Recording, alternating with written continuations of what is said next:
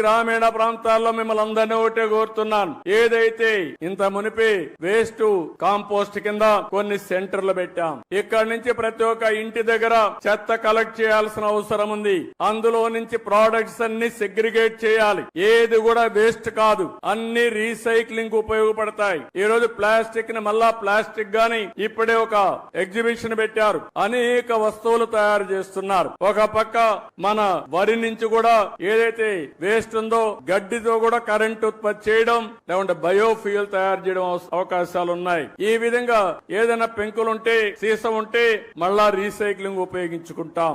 A1 మన కార్లకు ఉపయోగపడే waste ఏదైనా ఉంటే అలాంటి వేస్ట్ కూడా ఇంజన్లు గాని అవన్నీ రీసైక్లింగ్ ఉపయోగపడే పరిస్థితి వస్తుంది. దీన్నే సర్క్యులర్ ఎకానమీ అని పిలుస్తున్నాం. రాబోయే ఒక్క సంవత్సరంలో ఇవన్నీ కూడా డెమాన్స్ట్రేట్ చేసి ఆంధ్రప్రదేశ్ రాష్ట్రంలో ఏది వేస్ట్ కాదు, వేస్ట్ నుంచి సంపద సృష్టించే మార్గానికి అవసరమైన ఇన్సెంటివ్స్ ఇచ్చే బాధ్యత ఈ ప్రభుత్వాన్ని చెప్పి మరొక్కసారి మీ అందరికీ తెలియజేస్తున్నా.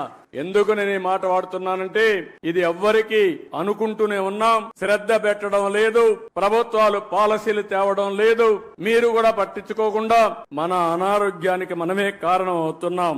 ఈ రోజు ఈ యొక్క రీసైక్లింగ్ సర్క్యులర్ ఎకానమీకి ఇప్పటికే 87 మున్సిపాలిటీల్లో 157 ఆర్ఆర్ సెంటర్లు కూడా ఏర్పాటు చేశాం. ఇదే కార్యక్రమానికి రాబోయే రోజుల్లో 17 కార్పొరేషన్లు వచ్చే జూలై 5 నాటికి, ఇప్పటికైతే అక్టోబర్ 2కు 17 కార్పొరేషన్లు వస్తున్నాయి. వచ్చే ఏడాది జూన్ 5కి మొత్తం రాష్ట్రాన్ని సింగిల్ యూజ్డ్ ప్లాస్టిక్ రహితంగా మారుస్తాం.